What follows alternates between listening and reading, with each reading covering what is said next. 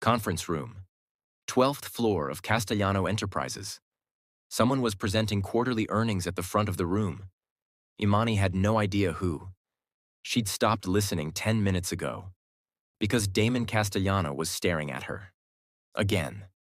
He sat at the head of the long conference table, supposedly paying attention to his VP of Finance droning on about profit margins. His posture was perfect.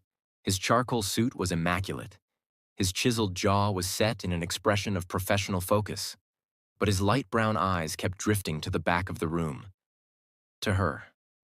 Imani sat in her uncomfortable chair, notepad open, pen poised, trying desperately to look like she was taking notes. She was not taking notes.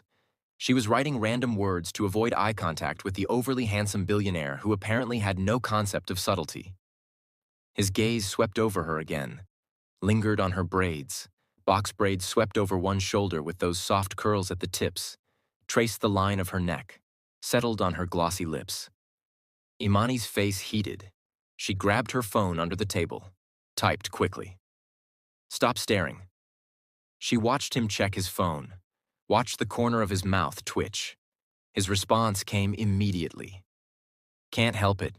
You wore that blouse on purpose. She glanced down at her white blouse. It was perfectly professional. Nothing scandalous. It's a normal blouse. It's distracting. You're distracting. I'm supposed to be listening to Henderson talk about Q3 projections, and all I can think about is how good you look in my conference room. Imani bit her lip to keep from smiling. Your conference room? My building. My conference room. My woman sitting in the back looking like that. Heat pooled in her stomach. She shifted in her seat. We shouldn't be doing this. Someone will notice. It's my company. I do what I want. She looked up, met his eyes across the room. The intensity in his gaze made her breath catch. 6'3" of power and control and barely contained desire, all focused on her. She typed back, You're impossible. You love it. She did. God help her, she did. But across the table, someone else was watching. Sherry Ironwood, the HR manager, a polished blonde woman in her 40s with ice blue eyes and a permanent tight smile, had stopped pretending to listen to the presentation. Her gaze moved from Damon to Imani and back again. Her manicured fingers tapped slowly against the conference table. She'd noticed the staring. She'd noticed everything. Imani quickly looked down at her notepad, pretended to write something important, but her heart was pounding, and she had the distinct feeling that trouble was coming. But how did Imani Banks, former cleaner, former servant, end up sitting in a conference room at one of the biggest companies in Chicago, trading flirty texts with the CEO? If you haven't watched part 1 of this story, go back now because you're missing the most insane enemies to lovers journey ever told. A woman who fell asleep in a billionaire's chair, a broken phone, a $380,000 debt. 2 years of servitude that turned into something neither of them expected. Hit that subscribe button and turn on notifications because this episode is about to show you what happens when love pulls you into a world you were never meant to be part of. Now let me take you back to 3 weeks earlier. The evening sun painted Mama Loretta's kitchen in warm golden light. It had been 6 months since Imani's debt to Damon was cleared. 6 months since she'd chosen to stay, not as his servant, but as his girlfriend. 6 months of figuring out what that even meant. Some things had changed dramatically. Imani no longer lived in her cramped studio apartment. She lived here now, in the cozy 2-bedroom house Damon had bought for her and Mama Loretta months ago. It was nothing fancy by his standards, just a modest home in a decent neighborhood with a small backyard where Mama could plant her vegetables. But to Imani and Loretta, it was a palace. Imani had quit her diner job, quit the airport janitorial work, quit most of her cleaning shifts at Morrison Services. She still kept 1 shift a week at Morrison, just 1. On Saturday mornings, when she'd clean a few offices downtown and pretend for a few hours that she was still the same woman she'd always been. Damon hated it. He never said so directly, but she saw it in the way his jaw tightened when she mentioned it, the way his eyes flickered with something, frustration, confusion, when she came home smelling like industrial cleaner. He didn't understand why she held on to it. Truth be told, Imani wasn't entirely sure either. Maybe it was pride. Maybe it was fear that if she let go completely, she'd lose herself in his world. Maybe she was just stubborn. Tonight, Damon was coming for dinner. He came most evenings now, fitting himself into their small life like he'd always belonged there.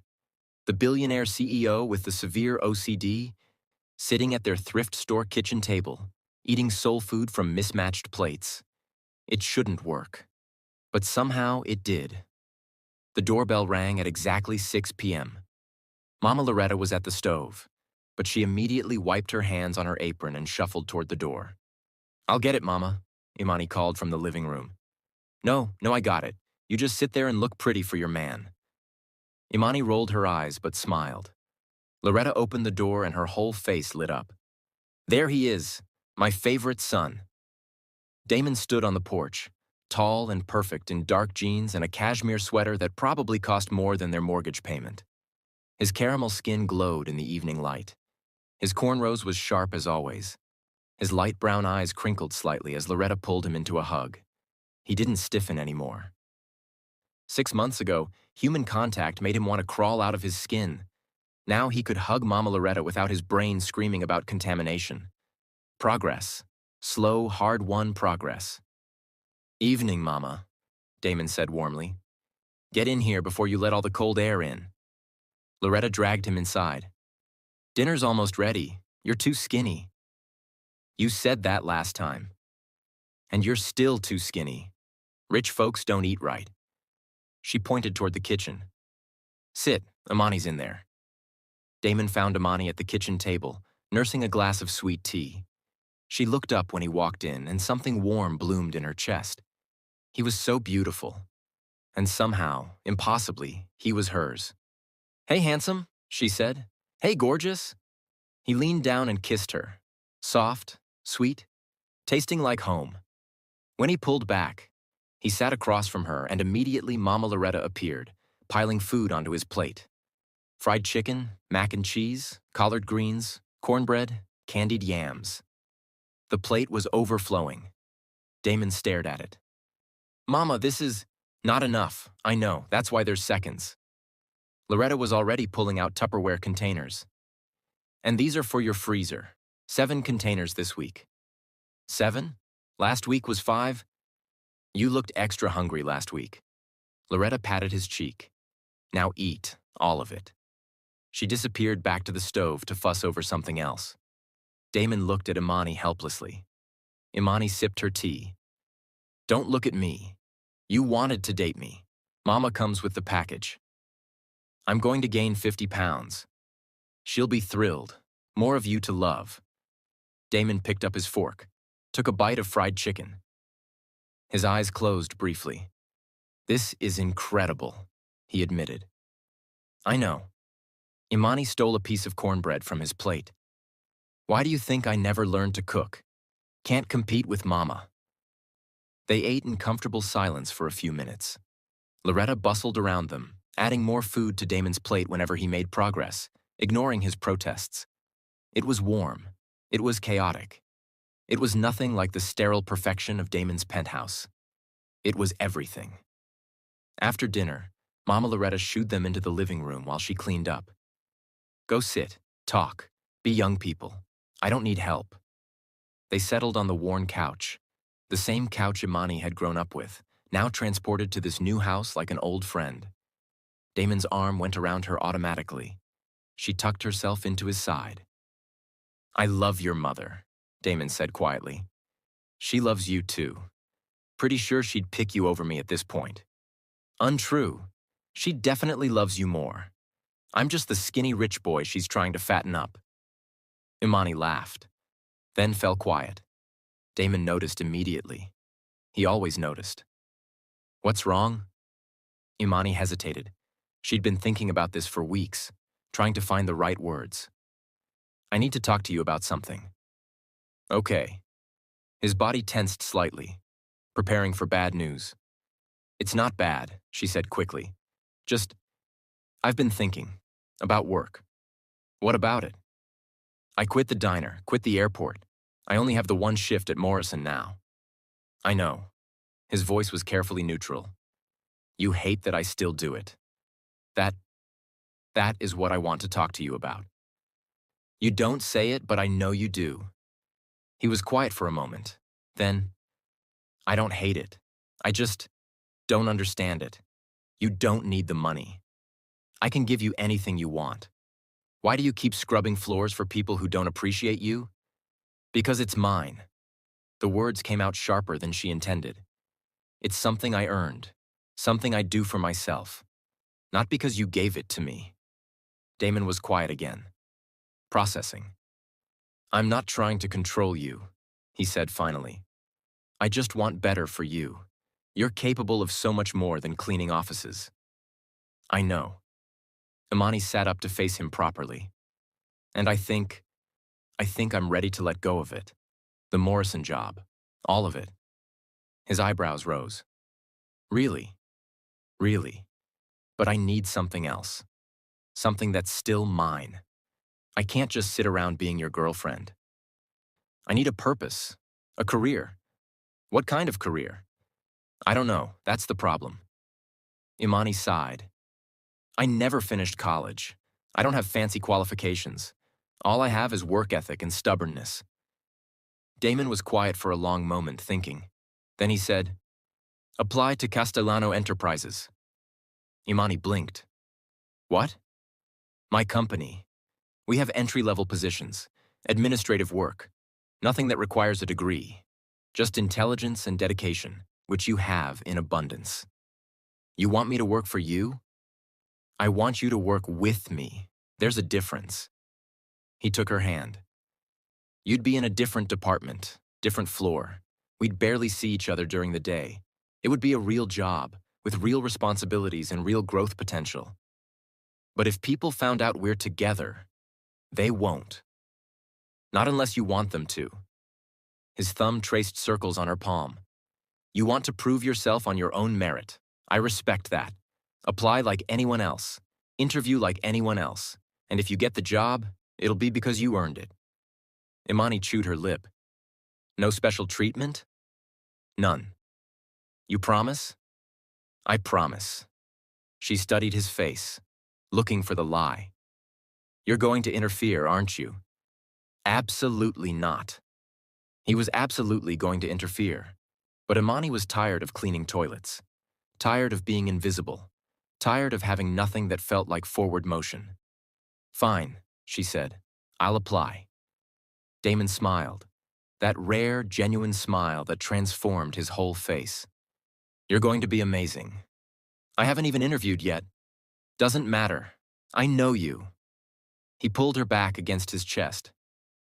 You're going to take that company by storm. Imani wasn't so sure, but for the first time in a long time, she felt something like hope. 1 week later, the interview. The lobby of Castellano Enterprises was designed to intimidate. Soaring ceilings, polished marble floors, a massive sculpture of something abstract and probably expensive dominating the center of the space. Well-dressed people moving with purpose, clutching designer bags and talking on phones that cost more than Imani's old car. Imani stood near the reception desk in her best professional outfit. A navy blazer from a consignment shop, white blouse, black pants she'd bought on clearance. Her braids were freshly done, swept over one shoulder with curls at the tips. Subtle eyeliner, glossy lips. She looked good.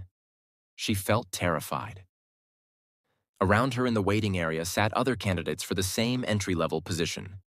Young, polished, confident in a way that came from expensive educations and comfortable upbringings. One woman was casually mentioning her Harvard MBA to someone on the phone. Imani clutched her printed resume. Community college dropout, cleaning experience, diner work. The word Morrison Services seemed to glow like a beacon of inadequacy. I don't belong here. The thought came unbidden. She pushed it away. You earned this interview. You're here. You belong. It didn't quite feel true, but she clung to it anyway. A door opened. A blonde woman in her 40s stepped out. Perfectly styled hair, expensive cream suit, ice blue eyes that swept over the waiting candidates like she was evaluating livestock. Sherry Ironwood. HR director. According to Damon, she'd been with the company for 15 years and ran the hiring process with ruthless efficiency. He'd said it like a compliment. Imani wasn't so sure. Imani Banks? Sherry's voice was professionally warm. Her eyes were not. That's me. Follow me. The interview room was glass walls and cold air conditioning. Sherry sat behind a sleek desk, Imani's resume in front of her. She studied it with an expression that somehow managed to be both blank and disdainful. So, Sherry set down the resume. Morrison Services, that's a cleaning company, correct? Yes, ma'am, commercial cleaning, offices mostly. And before that, Ray's Diner, waitressing. Yes, ma'am. Sherry's tight smile didn't waver. Miss Banks, Castellano Enterprises is one of the most prestigious firms in the country. We recruit from top universities, Harvard, Yale, Princeton, the best of the best. She let that sink in. What makes you think you're qualified for a position here? Imani had prepared for this, had practiced her answer in front of the mirror a dozen times. I may not have an Ivy League degree, but I have something just as valuable. Work ethic. I've held down multiple jobs since I was 16. I know how to show up, work hard, and figure things out. I learn fast, I adapt, and I never give up. Sherry's expression didn't change. Tell me about a time you demonstrated leadership in a professional setting. Imani's mind went to the cleaning crews she'd trained at Morrison, the systems she'd developed to work more efficiently. But somehow she knew that wasn't what Sherry wanted to hear. At Morrison Services, I was responsible for training new employees on the Castellano building account. That's 68 floors with very specific requirements. I developed a training system that reduced errors by 40% in the first month. Sherry made a note. And in a corporate environment? Have you ever managed a team, handled a budget, made strategic decisions? No, but I'm a quick learner. Miss Banks. Sherry set down her pen. I appreciate your enthusiasm, but this company requires a certain caliber of employee. We can't simply hire anyone who works hard. We need people who can think strategically, who understand business at a fundamental level, who can hold their own in rooms full of executives with decades of experience. Her smile was almost pitying. I'm sure you're very good at what you do. But this isn't the right fit. The dismissal was clear. Imani felt something crack in her chest, but she held her head high. I understand. Thank you for your time. She stood, walked to the door. Miss Banks? She turned. Sherry's ice-blue eyes were sharp, assessing. A word of advice. Sometimes the best thing we can do is recognize our limitations. There's no shame in knowing where we belong. Imani didn't respond. She walked out of that building with her head held high and her heart in pieces. If you're already furious at Sherry Ironwood, comment, Sherry is the worst, right now. Hit that like button if you're rooting for Imani to prove everyone wrong. And keep watching because Damon is about to do something that changes everything. Imani sat in her car in the Castellano Enterprises parking garage for 20 minutes before she could make herself drive home. The official rejection email came 3 hours later. Dear Miss Banks, thank you for your interest in Castellano Enterprises. After careful consideration, we have decided to move forward with other candidates who more closely match our requirements. We wish you the best in your future endeavors. She read it 5 times. Each time, Sherry's words echoed in her head. There's no shame in knowing where we belong. Maybe Sherry was right. Maybe Imani had gotten too big for her britches, thinking she could waltz into a Fortune 500 company with a resume full of cleaning jobs and somehow compete with Harvard graduates. Maybe she should just go back to Morrison, back to what she knew, back to being invisible. Her phone buzzed, a message from Damon. How did it go? She couldn't answer, couldn't find the words to tell him she'd failed, that she wasn't good enough for his world. She turned off her phone and cried. Damon's office, that same afternoon. Damon had been checking his phone every 5 minutes for 3 hours. No response from Imani. Something was wrong. He pulled up the hiring reports on his computer, scrolled to the entry-level positions, found the list of candidates being moved to the next round. Imani's name wasn't on it. He checked the rejection list. There she was, his jaw clenched. He pressed the intercom on his desk. Get Sherry Ironwood up here, now. 7 minutes later, Sherry walked into his office with her usual confident smile. Mr. Castellano, you wanted to see me? Damon didn't invite her to sit. The entry-level administrative position. Walk me through your rejections. Sherry's smile flickered slightly. Of course, we had 47 applicants. I narrowed it down to 6 finalists based on education, experience, and cultural fit. Cultural fit? Damon's voice was flat. Explain that criteria. Well, Castellano Enterprises has a certain standard. We recruit from top programs. Our clients expect to work with polished professionals who can what? Use the right fork at dinner? Pronounce quinoa correctly? Sherry's smile turned brittle. I'm not sure I understand. Let me be specific. Damon turned his computer monitor toward her. Imani Banks, you rejected her. Why? Something flashed in Sherry's eyes. Surprise? Wariness? She didn't meet our qualifications. No degree, no corporate experience. Her background is unconventional. Unconventional. Damon stood, all 6'3" of him. She worked 3 jobs simultaneously for years. She managed crews, developed training systems, and maintained the highest-rated cleaning account this building has ever had. She's smart, driven, and adaptable. And you rejected her because she doesn't have a piece of paper from Harvard? Mr. Castellano, our brand reputation. Our brand reputation is built on excellence, on recognizing talent wherever it comes from. He walked around his desk, closing the distance between them. I didn't come from Harvard when I took over this company. Should I have rejected myself? Sherry's face paled. That's different. How? How is it different? She had no answer. Damon stopped directly in front of her, close enough that she had to tilt her head back to meet his eyes. Hire her? Excuse me? Imani Banks, entry-level associate, starting Monday. Mr. Castellano, with all due respect, I can't simply... You can, and you will. His voice dropped to something cold and final.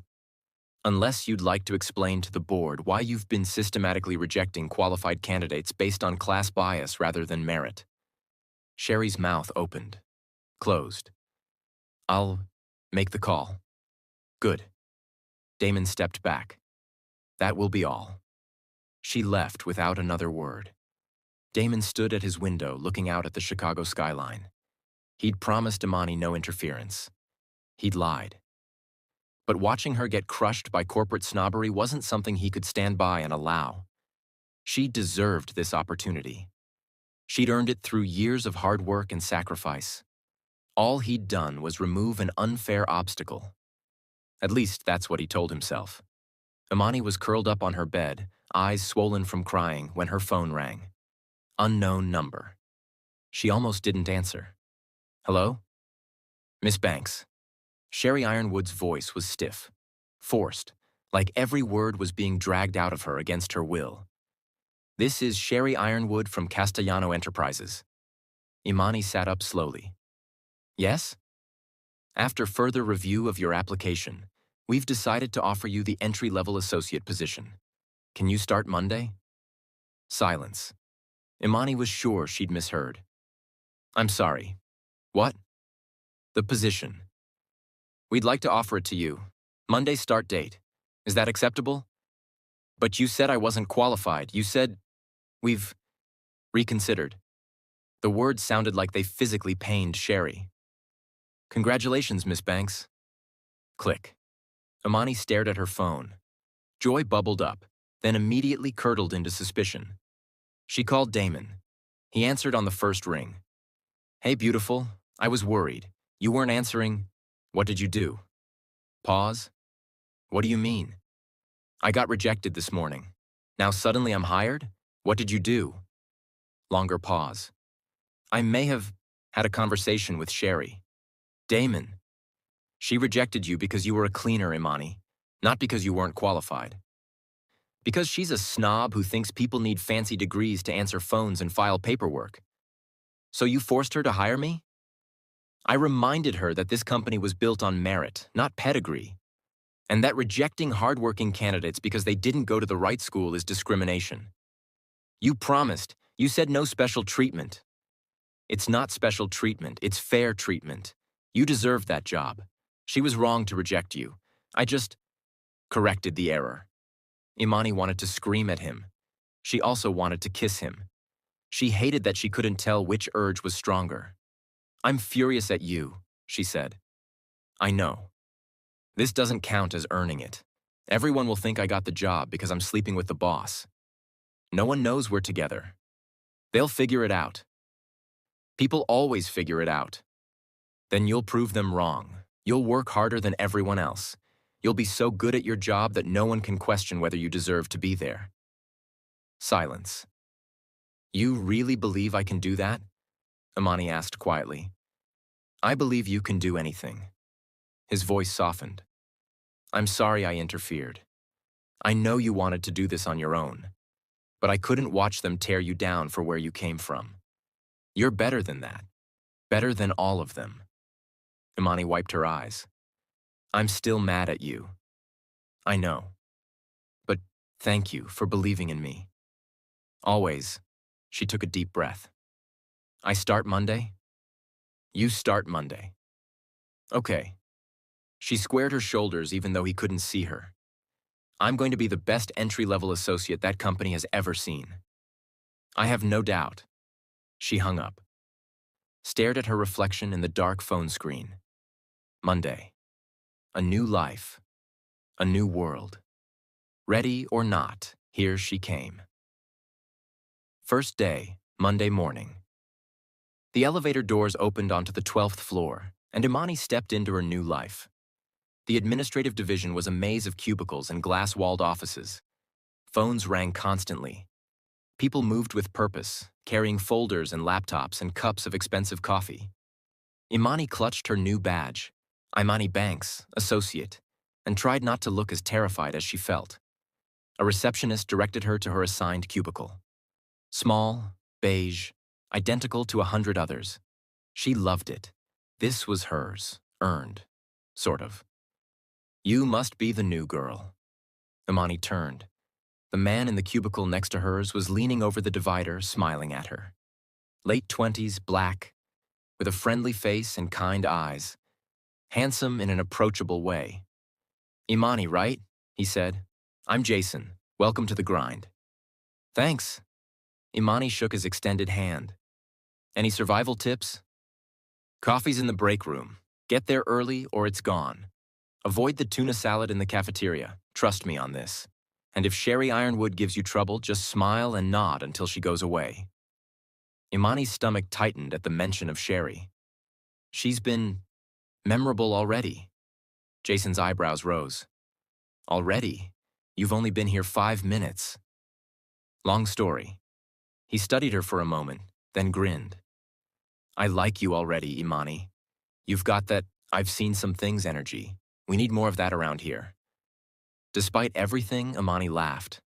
Maybe this wouldn't be so bad. The morning passed in a blur of orientation paperwork, computer logins, and training videos. At noon, Imani's phone buzzed. Damon. Lunch, my office, now. She looked around. Nobody was paying attention to her. She typed back, Is that an order, Mr. Castellano? It's a request, an urgent one. I haven't seen you in 3 hours. You'll survive. Debatable. 5th floor, executive suite. Tell security you have a meeting with Burton. Burton, Damon's head of security. One of the only people who knew about their relationship. Imani glanced around one more time. Coast clear. She grabbed her badge and headed for the elevator. The executive floor was a different universe. Gone were the beige cubicles and fluorescent lights. Here, everything was dark wood and soft lighting, and the kind of quiet that came from very expensive soundproofing. Burton met her at the elevator. The massive former Marine nodded at her, the ghost of a smile on his face. Miss Banks, he's waiting. He led her through a maze of corridors to a door at the end. No nameplate, but unmistakably the corner office. Burton knocked once, then opened the door. Imani stepped inside. The office was stunning. Floor-to-ceiling windows showcased the Chicago skyline and Lake Michigan beyond. A massive desk dominated one side. Leather furniture. Art that probably cost more than her mama's house. And Damon, rising from behind the desk, crossing the room in 3 long strides, pulling her into his arms before the door even closed behind her. "I missed you," he murmured into her hair. "It's been 4 hours. 4 hours too long." He kissed her then. Deep and thorough and completely inappropriate for a workplace. When he finally pulled back, Imani was breathless. "Someone's going to catch us," she said. "Burton's guarding the door. People will get suspicious. Let them." "Damon." She pushed lightly against his chest. "We talked about this. I need them to see me as a colleague, not as the CEO's girlfriend." He sighed, stepped back reluctantly. "I know. I'm sorry, He ran a hand through his hair, messing up the perfect fade. "I hate this. Pretending I don't know you. Watching you across the building like some kind of stalker. You are a stalker. You had Burton send me your location 3 times this morning. I wanted to make sure you were settling in okay. From 40 floors away? I have resources." Imani laughed despite herself. She looked around the office, at the pristine surfaces, the carefully arranged items on his desk. Everything in its perfect place. "How are you doing?" she asked quietly. "Really?" He knew what she meant. The OCD. Being in his controlled space while she was somewhere in the building, out of his sight, beyond his ability to protect. "I'm managing." He sat on the edge of his desk. "My therapist says it's good for me. Learning to let go of control. Trusting that you'll be okay without me hovering." "And what do you say?" He smiled ruefully. "I say it's the hardest thing I've ever done. But worth it. You're worth it." Something warm bloomed in Imani's chest. "I love you," she said softly. "I love you too." He reached for her hand, squeezed it. "Now go, before I do something that gets us both in trouble." "Like what?" His light brown eyes darkened. "Like clearing everything off this desk and—" Okay, I'm going." Imani's face was on fire. She headed for the door. "I'll see you tonight. I'll be at your mama's at 6. She's making pot roast. I'll bring wine, the good kind. You always bring the good kind. You deserve the good kind." She paused at the door, looked back at him. This impossible, beautiful man who turned her whole world upside down. "No more interfering," she said. "I mean it. Whatever happens at this job, I need to handle it myself. I understand. Promise me." "I promise." She didn't believe him, but she loved him anyway. Day 2. Imani arrived at her cubicle to find a box sitting on her desk. White box, gold ribbon, no card. She looked around. Nobody was watching. She opened it. Inside was a designer handbag, buttery leather, elegant hardware. The kind of bag she'd only ever seen in magazines. Her phone buzzed. "Damon. For your first work meeting, every professional needs a good bag." She stared at it, typed back, "This costs more than my car used to. It costs just $7,000. Try harder. Damon. Consider it a congratulations on your new job gift. Very normal, very professional." "This is not normal. It's a gift between friends." "We're not friends, we're dating." "Then it's a gift between lovers. Even more appropriate." She wanted to argue, but the bag really was beautiful. "Fine, but this is it. No more gifts." "Of course. I mean it." "Absolutely." He did not mean it. Absolutely. Day 4. Designer heels appeared in her bottom desk drawer. Red bottoms, her exact size. Note tucked inside. "I noticed you limping in those cheap pumps. These are better." She called him immediately. "How do you even know my shoe size?" "I know everything about you." He sounded entirely too pleased with himself. Left foot is slightly larger than the right. You prefer a 2-inch heel but can manage 3 if necessary. And those shoes you've been wearing are destroying your arches. That's creepy. That's attentive. Same thing. Do you like the shoes? She looked down at the gorgeous heels. They're beautiful. Wear them tomorrow. I want to see you in them. Damon, I love you. Bye. He hung up before she could argue. Day 7. She walked out of the building at 6 p.m. to find her old Honda Civic missing from the parking garage. In its place sat a brand new white Mercedes SUV. Leather interior, a massive red bow on top. Her phone rang before she could even process. Damon, your old car was a death trap. It was fine. The check engine light had been on for 3 months. That's just how it looks. It always looks like that. And the weird noise it makes when you turn left? That's personality. It's a broken axle waiting to happen. This car has all-wheel drive, heated seats, 7 airbags, a collision detection system that will stop the car automatically if you're about to hit something. I didn't ask for a new car, and yet you need one. His voice softened. Imani, I love you. The thought of you driving around in a vehicle held together by prayers and rust keeps me up at night. Let me do this. Please. She stood in the parking garage, staring at the obscenely expensive car. People are going to talk, she said quietly. I showed up to work driving a 15-year-old Honda. Now I have a Mercedes? They're going to think. Let them think. I don't care what anyone thinks except you. But I care. I don't want them to see me as some gold digger, some kept woman. You're not. You know you're not. I know you're not.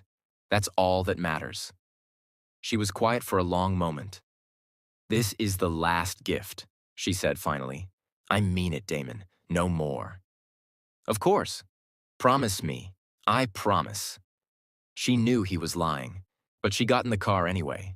It smelled like new leather and expensive cologne. She hated how much she loved it. By week 2, the rumors began. Imani was in the break room, pouring coffee, when 2 women from her department walked in. They didn't see her behind the supply cabinet. Did you see the new bag on that Banks girl's desk? One whispered. That's Hermes. Those cost like $10,000. And those shoes she was wearing at our last meeting? Louboutins, red bottoms, at least $8,000. Plus, someone said they saw her getting into a brand new Mercedes in the parking garage. A Mercedes? On an entry-level salary? Girl, she definitely has a man. Some old rich guy buying her pretty things. A sugar daddy? Has to be. How else would she afford all that? Laughter. That's kind of gross, the first woman said. That's kind of smart, the other replied. Get that bag, girl, literally. More laughter. They left. Imani stood frozen behind the cabinet, coffee cold in her hand. The walls were closing in. That afternoon, Sherry Ironwood appeared at Imani's cubicle. Miss Banks, a word? Imani followed her to a small conference room. Sherry closed the door.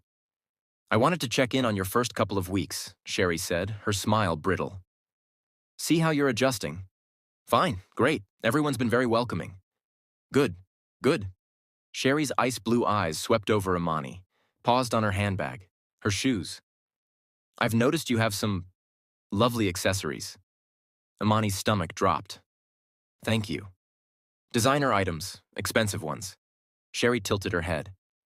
Interesting choices for someone in an entry-level position. They were gifts. From whom? From my boyfriend. Ah. Sherry's smile widened.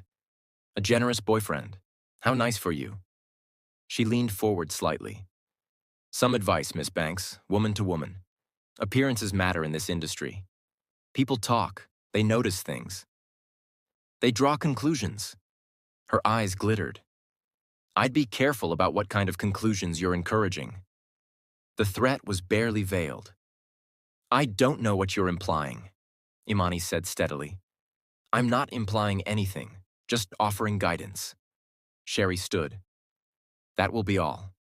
She left. Imani sat alone in the conference room, hands shaking. The rumors weren't just rumors anymore. They were weapons, and Sherry Ironwood was ready to use them. That night, Imani sat in Damon's car in her mama's driveway, unable to go inside. Her phone buzzed. Damon. You've been sitting in that driveway for 15 minutes. What's wrong? She looked up at the house, saw his silhouette in the window, watching. She typed back, I don't know if I can do this. Her phone rang immediately. Talk to me, Damon said. What happened? Everyone thinks I have a sugar daddy. Sherry basically threatened me today. The whole office is whispering about how I got this job, why I have nice things, what I must be doing to afford them. Her voice cracked. I wanted to earn my place, but all anyone sees is the designer bags and the new car, and they assume… Assume what? That someone loves you? That you deserve beautiful things? That I'm sleeping my way to success? Silence. Do you want me to stop? Damon asked quietly. The gifts? I can stop. Imani thought about it. Really thought. It wouldn't matter now. The damage is done. They've already made up their minds about me. Then prove them wrong. Like I said, show up every day and work harder than anyone else. Be so good at your job that they can't question whether you deserve to be there. And if they keep talking, let them talk. Their opinions don't define you. Your work does. Your character does. His voice softened. You know who you are, Imani. Don't let small-minded people make you forget. She wiped her eyes. When did you get so wise? I had a good therapist, and an even better girlfriend. Despite everything, she laughed. Come inside, Damon said, or you won't have anything left to eat. Imani took a deep breath, squared her shoulders. Okay, I'm coming. She hung up, got out of the car, walked toward the house. Tomorrow, she'd face the whispers and the judgment and the uphill battle of proving herself in a world that had already decided she didn't belong. But tonight, she had food. A mom back from the dead and a man who loved her. Tonight, that was enough. 2 weeks later, Imani walked into work to find another white box with a gold ribbon sitting on her desk. She didn't even open it, just picked it up, tucked it under her arm, and marched straight to the executive elevator. Burton saw her coming and sighed like a man who'd seen this exact scene play out too many times. He's in a meeting, Miss Banks. I don't care. He specifically said no interruptions. Burton. Imani looked him dead in the eye. Move. Something in Burton's expression shifted. Maybe respect, maybe amusement, maybe just resignation. He stepped aside. You didn't see me let you in. See who? She knocked once and entered without waiting for a response. Damon sat at his massive desk on a video call with what looked like a board of directors from Tokyo. Everyone in expensive suits. Everyone looking serious as death. His eyes widened slightly when he saw Imani stride in, and he did something she'd never seen him do before. He hung up on them mid-sentence. You just hung up on the Tokyo board, Damon said as the screen went dark. You just bought me diamond earrings. Imani slammed the unopened box down on his desk hard enough to make his perfectly aligned pens jump. How do you know they're diamond earrings if you didn't open the box? Because I know you. Her voice was rising and she didn't care. You promised. No more gifts. You promised, Damon. He stood slowly, walking around his desk with that controlled grace that made her want to scream. He stopped in front of her, close enough that she could smell his cologne, close enough that her traitorous body wanted to lean into him despite her anger. You're wrong, he said calmly. I didn't promise. You said in your own words, it's too late anyway. Your point? He didn't even look sorry. But in my defense, those earrings match your eyes perfectly. My eyes aren't diamonds. They should be. Damon. She wanted to hit him, or kiss him, maybe both. He reached out, hesitating for just a second, that lingering caution from his OCD that was getting better but would probably never fully disappear, then cupped her face with both hands. His palms were warm against her cheeks, his thumbs stroking gently. I can't help it, he said quietly. And now she heard it. The frustration. the helplessness. I see something beautiful and I think of you. I want you to have beautiful things. I want you to walk into a room and know you belong there. I want— Damon, just stop, she started softly. And if I can't stop— He pulled back slightly, running a hand over his fade. A tell she'd learned meant he was uncomfortable. I mean, my therapist says it's a control thing. I can't control what people say about you, can't control whether they respect you, but I can control making sure you have nice things. It's how my brain compensates for the anxiety. The fight went out of Imani completely. She'd been so focused on how the gifts affected her that she hadn't considered what they meant for him. Your therapist actually said that? Among other things. A rueful smile crossed his face. Apparently, I'm emotionally constipated and use material gifts as a proxy for vulnerability. Her words, not mine. Despite everything, Imani almost laughed. She picked up the box and opened it. Inside were diamond studs, simple, elegant, probably cost more than her first car. They were beautiful. Of course they were beautiful. I can't keep these, she said, but her voice had lost its conviction. You can. People will talk. Let them. He took her hands, the box still between them. I'll try to stop. I really will try, Imani. But if I slip up occasionally, if I see something that reminds me of you and I can't help myself, can you try to forgive me? She looked up at this impossible man who was trying so hard to be better while still being fundamentally himself. You're going to ruin me, she said softly. That's the plan. He kissed her forehead, gentle and reverent, and Imani made a decision. If he was going to keep giving her things, then she needed to give him something too. Not diamonds or designer clothes, he could buy those himself, something that actually meant something. The following week, Imani spent her lunch breaks researching. It took her 3 days to find what she was looking for, and another 2 to save up enough from her paycheck to afford it without dipping into the money she'd been setting aside for Mama's follow-up treatments. On Friday, she stayed late after work, waiting until the building was mostly empty.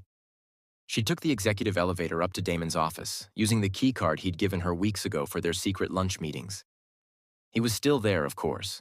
Damon was always there, working until the city lights came on and most normal people were home having dinner. He looked up when she entered, surprise and pleasure crossing his face in equal measure. I thought you went home, he said, already standing, already moving toward her. I had something to do first. Imani pulled a small wrapped package from her bag. Not white with a gold ribbon. She'd wrapped it herself in brown paper and twine, the way Mama used to wrap Christmas presents when money was tight but love was abundant. I got you something. Damon froze, staring at the package like it might explode. You— what? It's a gift. People in relationships give each other gifts, Damon. It's not a one-way street. He took it slowly, carefully, like it was made of glass. You didn't have to. I know I didn't have to. I wanted to. She was nervous now, second-guessing herself. It's not expensive or anything, I mean, nothing compared to what you give me. But I thought, just open it. He unwrapped it with the same careful precision he applied to everything, saving the paper instead of ripping it. Inside was a book. Old, leather-bound, obviously used. It's a first edition, Imani said quickly, words tumbling out. Well, technically first printing, of The Great Gatsby. I remembered you mentioned it was your favorite book once when we were talking about— I don't even remember what we were talking about. But you said your copy got destroyed in the fire. When you were 8. And I know you could buy 100 first editions if you wanted, but I thought— She trailed off, watching his face. Damon wasn't moving. He just stared at the book, his thumb running over the worn leather cover. When he finally looked up, his eyes were bright. You remembered that? His voice was hoarse. I mentioned that months ago. Once. In passing. I remember everything you tell me. He set the book down carefully on his desk, then pulled her into his arms so suddenly she gasped. His face buried in her neck, arms tight around her waist, holding her like she might disappear if he let go. Thank you, he whispered against her skin. Thank you. Imani wrapped her arms around him, feeling the tension in his shoulders, the way his breathing had gone shaky. This was what he'd been trying to give her with all those expensive gifts. This feeling. Being seen. Being known. Being valued not for what you could buy, but for paying attention to the things that mattered. You're welcome, she said softly. They stood like that for a long moment, wrapped up in each other, until Damon finally pulled back. He didn't let her go entirely, just loosened his grip enough to look at her face. I love you, he said. I know I said it before, but I need you to hear it again. I love you, Imani Banks. Not because you're beautiful, though you are. Not because you make me want to be better, though you do. But because you see me, the real me, and you still choose to stay. Imani's eyes burned with tears she refused to let fall. I love you too. Even when you're impossible and controlling and you buy me cars I don't ask for. Especially then? Definitely not especially then. He laughed, and the sound was so unexpected, so genuine, that Imani couldn't help but laugh too. And then they were kissing, soft and slow and perfect, in his office with the city lights spread out below them like scattered diamonds. But of course, nothing perfect ever lasts. That Thursday, there was a quarterly review meeting, one of those massive conference room affairs with 20 people around a table and half of them asleep with their eyes open. Gary was presenting something mind-numbingly boring about administrative efficiency metrics, while people nodded and pretended to take notes. Imani sat near the middle of the table, actually taking notes because she still cared about doing her job well when she felt it. That familiar prickling awareness that came from being watched. She glanced up. Damon sat at the head of the table, supposedly reviewing documents on his tablet, but his eyes were on her. Not obviously. He was too skilled for that. But she'd learned to read him. The slight tilt of his head. The way his jaw tightened when Gary said something particularly stupid. The way his gaze kept drifting back to her like a compass finding north. She'd worn her braids differently today, swept up into an elegant bun with those loose curls framing her face. She'd seen his eyes widen slightly when she'd walked into the room, seen the way his fingers had flexed against his tablet like he wanted to reach for her. Her phone buzzed in her lap. Damon. That hairstyle is dangerous. She bit back a smile, keeping her face neutral as she typed under the table. Imani. Pay attention to Gary. Damon. I'd rather pay attention to you. Imani. People are going to notice. Damon. Let them. Imani. Stop staring. Damon. Make me. Across the table, she saw Rebecca from Senior Analysis lean toward her colleague, whispering something. Both women glanced between Damon and Imani. Eyebrows raised, expressions knowing. Imani's stomach dropped. She put her phone away and forced herself to focus on Gary's presentation, feeling the weight of those knowing looks like stones in her chest. After the meeting, she pulled Damon aside into an empty room in the hallway, risky but necessary. People noticed, she hissed. Rebecca and Marina, they saw you staring. I wasn't staring, I was observing. You were staring, like you wanted to eat me alive in front of the entire executive team. His lips twitched. That's not inaccurate. Damon, this is serious. If word gets out, then word gets out. He was so calm about it, so infuriatingly calm. Would that be so terrible? Yes, it would be terrible. Because then everyone will know I'm sleeping with the CEO and every single thing I've accomplished will be because of you, not me. His expression darkened. That's not true and you know it. But it's what they'll believe. And in corporate politics, perception is reality. They stared at each other, the hallway empty but not private enough for this conversation. Finally, Damon nodded once. I'll be more careful. Thank you. But as she walked away, Imani couldn't shake the feeling that being careful wasn't going to be enough. Not anymore. The walls were closing in, and sooner or later their secret was going to explode. The invitation came 2 weeks later. Company-wide email from Sherry Ironwood, dripping with false enthusiasm. All Castellano Enterprises employees are cordially invited to the annual Achievement Gala.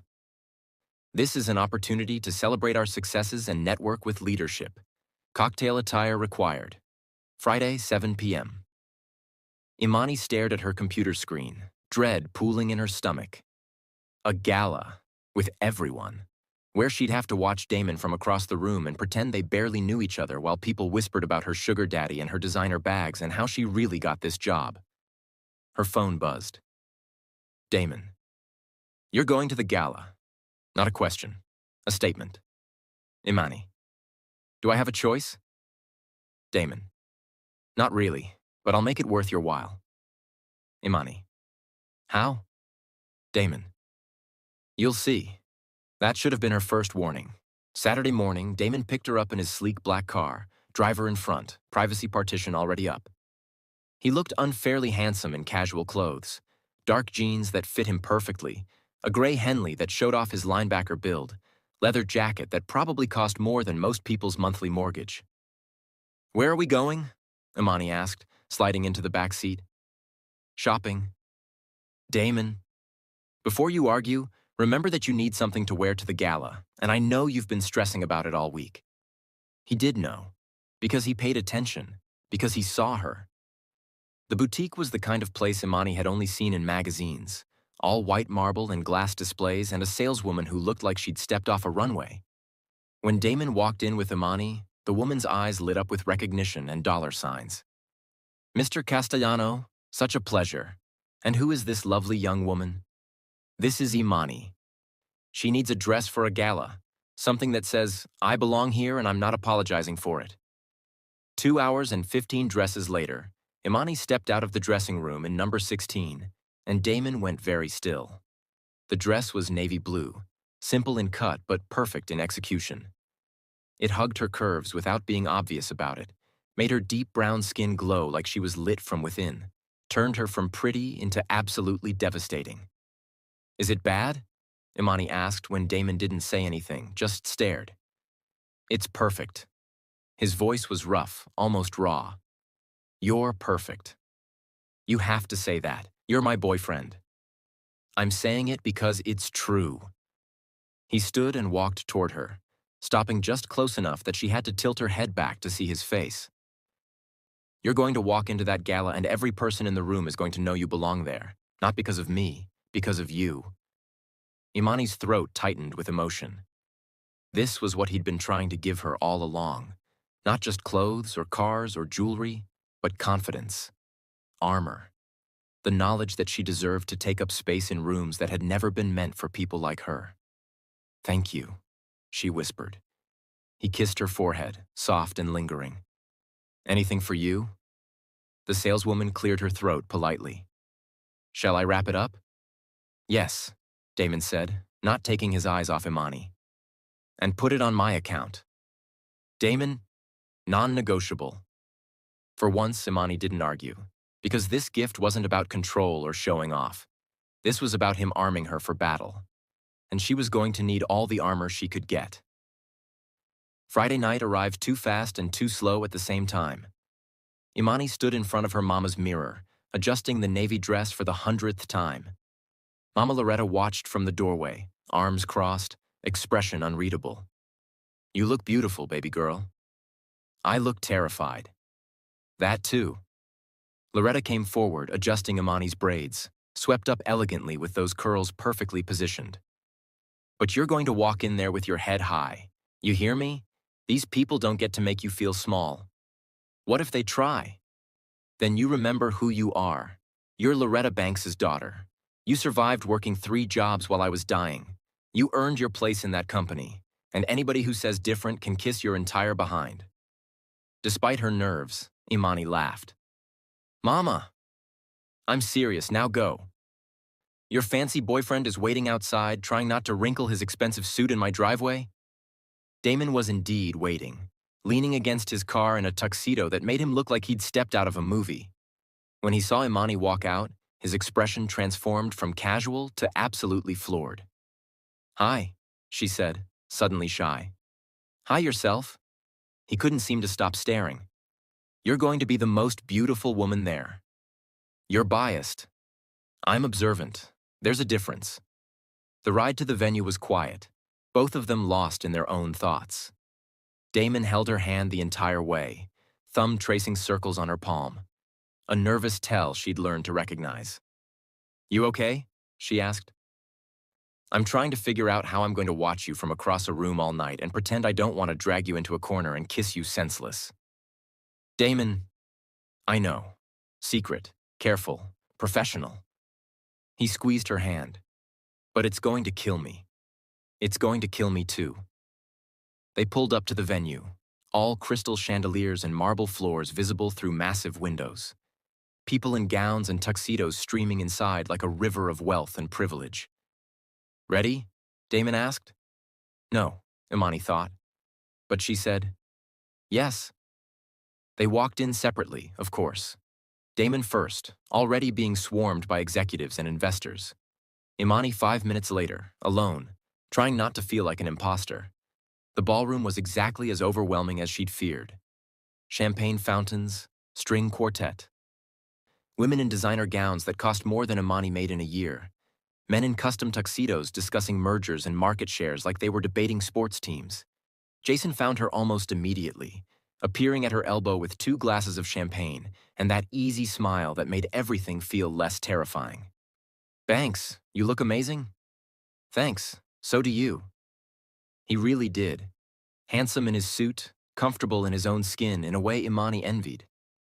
Want me to introduce you around? I know a few people who aren't complete assholes. That would be great, actually. So Jason became her lifeline, guiding her through conversations with analysts and junior executives and people from different departments. Most were polite, some were genuinely warm. A few looked at her dress and her jewelry, the diamond studs Damon had given her, which she'd worn partly as armor and partly as a silent acknowledgement of who she belonged to, with calculating eyes, clearly trying to piece together her story.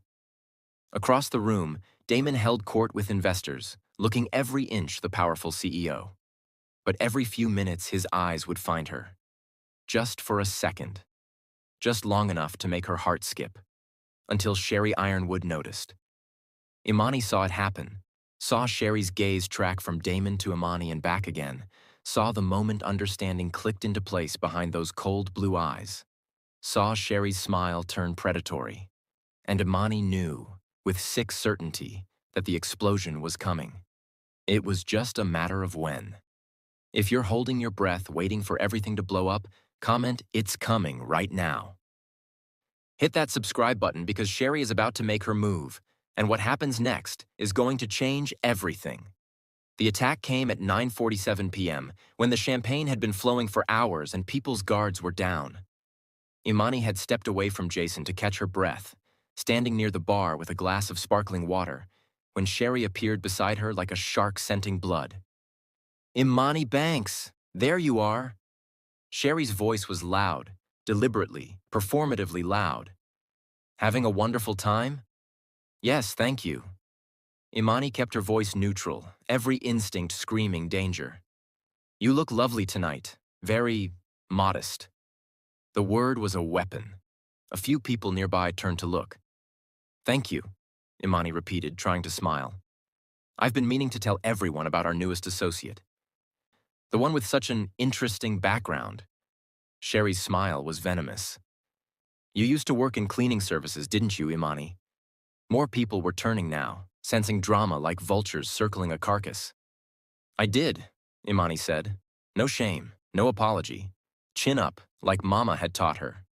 How fascinating. From scrubbing toilets to cocktail parties. Quite the journey. Sherry tilted her head, eyes glittering with malice. Tell us, how exactly does one make that leap? I'm sure everyone is dying to know. Hard work, Imani said quietly. Hard work? Sherry's laugh was like breaking glass. Is that what we're calling it now? Because I've worked hard my whole life. Harvard MBA. 15 years climbing the corporate ladder one rung at a time. And I've never received designer bags and luxury cars as rewards for my hard work. The crowd was growing, people literally circling around them like this was a spectator sport. Imani's hands trembled at her sides, but she forced her voice to stay steady. I earned my position here. Did you? Sherry stepped closer, and Imani could smell her perfume. Expensive, cloying, suffocating. Then perhaps you can explain how someone with no degree and no relevant experience gets hired at one of the most prestigious companies in Chicago? Especially after being rejected by HR? Gasps, whispers, phones coming out of purses. That's quite an accusation. Jason's voice cut through the crowd as he appeared at Imani's side.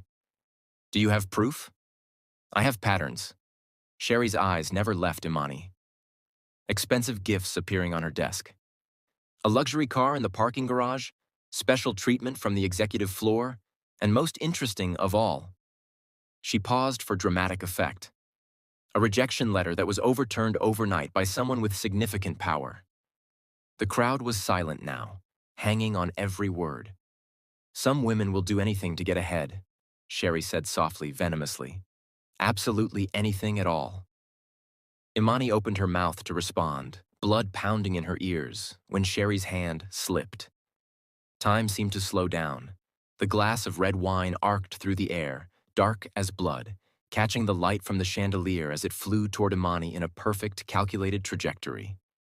It hit, splashed across the front of her beautiful navy dress, the armor Damon had given her, spreading like a wound from chest to hem. Cold and wet and humiliating. Soaking through the fabric and onto her skin. Gasps, flashes. Someone actually laughed. Oh no! Sherry's hands flew to her mouth, eyes wide with fake horror. How clumsy of me. I'm so sorry. But her eyes told the truth. She wasn't sorry. She was triumphant. Imani stood there, wine dripping down her dress, down her legs, pooling on the marble floor around her feet. Every phone in the room was pointed at her. Every eye was watching her humiliation. Every mouth would be talking about this on Monday. The cleaning lady, the sugar baby, the fraud. She couldn't breathe, couldn't move, couldn't. A jacket draped over her shoulders, warm and heavy, covering the stain. Jason, his suit jacket, his arm around her shoulders. Come on, he said quietly, already guiding her toward the exit. Let's get you out of here. And Imani let him. Because her brain had shut down, because her legs were moving on autopilot, because she couldn't do anything except let someone else take control. The crowd parted. She walked through it in a daze. And somewhere in that crowd, she saw him. Damon. Pushing through people, face transformed into something terrifying and deadly, moving toward her like a force of nature. But Jason was faster. Jason was there. Jason was the one protecting her while Damon was still 10 steps away. Their eyes met for one agonizing second. Imani saw the fury in Damon's face, the helplessness, the rage at watching another man do what he should have been doing. Then Jason was pulling her through the exit, and Damon was left standing there in the middle of the ballroom, crowded in by people who would never understand. People desperate to get into his good graces, watching the woman he loved walk away with someone else. The hallway outside the ballroom was blessedly quiet. Cool. Empty, except for Imani and Jason. Imani sank onto a marble bench, Jason's jacket still around her shoulders, wine still wet against her skin. She should have been crying, should have been breaking down. But she felt numb, like her body had decided to just shut off all feeling to protect itself. Jason sat beside her, not too close, giving her space. Sherry's been doing this for years, he said quietly after a moment. Targeting anyone she sees as a threat. You're not the first. Probably won't be the last. Why am I a threat? Imani's voice sounded strange to her own ears, flat, distant. I'm nobody. You're not nobody. That's exactly the problem. Jason turned to look at her. You're smart. You're real. You didn't come from money or connections, and you're still here, holding your own. People like Sherry can't stand that. It threatens everything they believe about the world, that only certain people deserve certain things. Imani finally looked at him. Really looked at him. Handsome, kind, uncomplicated. Why are you so nice to me? Jason smiled, but there was something sad in it. Because you deserve someone being nice to you. You don't even know me. I know enough. He shifted slightly, angling toward her. I know you work harder than anyone. I know you're brilliant and stubborn. I know you deserve better than this, better than getting humiliated at parties while the person who's supposed to protect you watches from across the room. Imani's breath caught. I also know, Jason continued, voice gentle but firm, that you're in love with someone who makes you hide, someone who can't even claim you publicly, someone who lets you face people like Sherry alone because he's too worried about appearances or company politics or whatever excuse he's using. His hand covered hers. If you were mine, Imani, I'd never make you feel like a secret. I'd stand beside you, proudly, for everyone to see. You wouldn't have to wonder if I was going to show up for you, because I'd already be there. For one terrible, tempting moment, Imani considered it. What would it be like to choose Jason? To choose easy over complicated? To choose someone who could give her a normal relationship without billion-dollar baggage and OCD complications and having to hide in supply closets just to kiss? It would be simpler, safer.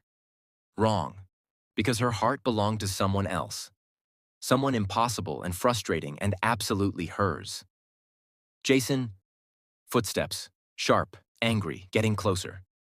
Damon appeared at the end of the hallway, and even from 20 feet away, Imani could see the barely controlled fury radiating off him like heat. His jaw was clenched so tight she was surprised his teeth didn't crack. His hands were fists at his sides. His light brown eyes were almost black with rage. Imani. His voice was quiet, deadly. Come with me. Jason stood up. She doesn't have to go anywhere she doesn't want to. Damon's eyes finally left Imani, focusing on Jason with an intensity that would have made a lesser man step back. I wasn't talking to you. Well, I'm talking to you. Jason's voice stayed calm, but Imani saw his shoulders square, saw him shift slightly into a more protective stance. You had your chance to be there for her. I was the one who actually showed up. Because I was across the room, where you always are. Jason's words were quiet, but cut like knives. You want to be with her? Then be with her. Publicly. Stop hiding her like she's something to be ashamed of. Damon looked like he wanted to put Jason through a wall. But instead, his eyes went back to Imani, sitting there on the bench in a wine-stained dress and another man's jacket. Is that true? Damon asked, and there was something broken in his voice now. Do you not want to come with me? Imani looked between them. Jason, safe, easy, uncomplicated. Damon, dangerous, difficult, desperately hers. She stood slowly, letting Jason's jacket fall from her shoulders. I'm sorry, Jason, she said quietly. You're amazing. You really are. But I'm already in love with someone else. Jason's face fell, but he nodded, accepting. He better be perfect. He isn't, Imani replied honestly. But I love him anyway. She walked toward Damon, every step feeling like wading through honey, until she was standing in front of him, close enough to see the muscle jumping in his jaw, close enough to see the fear hiding behind the anger in his eyes. Jason walked away, leaving them alone in the hallway. And then there were no more buffers, no more excuses. Just them and the wreckage of the night. I almost chose him, Imani said. Damon flinched like she'd hit him. I know. For a second, I thought it would be easier. Dating Jason. Someone I don't have to hide. Someone who wouldn't make me feel like a dirty secret. You told me not to interfere. You said you needed to handle things yourself. I wanted you to break your own rules. Imani's voice rose, and now the tears were coming, hot and angry. I wanted you to see me drowning and decide I was worth drowning for. I wanted you to choose me even when I said no. The heck? Damon bit out, genuinely confused. Why would you say one thing and mean another? Do you think I wanted to watch him put his hands on you? Damon's control was fracturing, his voice raw. Do you think it didn't kill me to watch him protect you while I stood there like a coward? I was trying to respect your wishes. I was trying to let you prove yourself like you asked. I know. Imani was crying fully now, wine-stained and broken and so tired of fighting. I know, and that's what makes it worse. Because you were doing what I asked and it was the wrong thing, and I don't know how to fix this. I don't know how to be with you without losing myself. I don't know how to make them respect me when all they see is your girlfriend. I can't do this anymore. The words hung between them like a death sentence. Damon's face went white. What? The hiding. The secrets. The watching you stare at me in meetings while pretending we don't know each other. The constant calculation of who might see us, who might find out, what they might think. Her voice cracked. I can't do it anymore, Damon. I can't. I may have to quit. He closed the distance between them in 2 steps, hands framing her face, thumbs wiping away her tears even as more fell. Or we stop, right now. We stop hiding. His voice was fierce, desperate. I'll tell everyone tomorrow. I'll stand on my desk in the middle of the office and announce it. I'll take out a billboard. I don't care anymore, Imani. I don't care what anyone thinks. But I do. The admission hurt coming out. I care, Damon. It's complicated. I need them to respect me. And they never will if I'm just the boss's girlfriend who slept her way into a job. Then marry me. The world stopped. What? Damon's hands were still on her face. His eyes locked on hers with an intensity that made it hard to breathe. Marry me. Not next year. Not in 6 months. Monday. We'll go to the courthouse. Make it legal. Make it real. And then I'll walk into that building and tell everyone you're my wife. Not my girlfriend. Not my secret. My wife. Now, who wouldn't respect that? Damon, that's insane. I'm done hiding you. He pressed his forehead to hers, hands still gentle on her face despite the urgency in his voice. Marry me, Imani. Let me show the whole world you're mine. Let me protect you publicly, proudly, the way I should have from the beginning.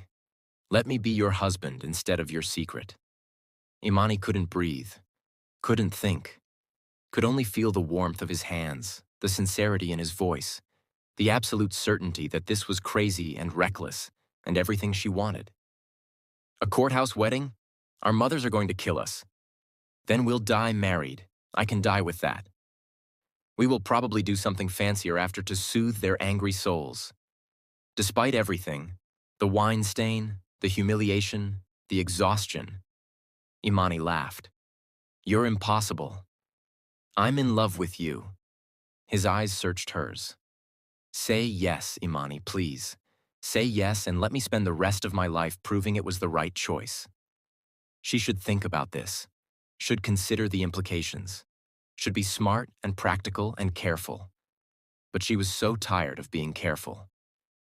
Yes, she whispered. Damon pulled back just enough to see her face clearly. Yes? Yes, you impossible, ridiculous, controlling man, I'll marry you. He kissed her then, hard and desperate and full of relief, right there in the hallway where anyone could see.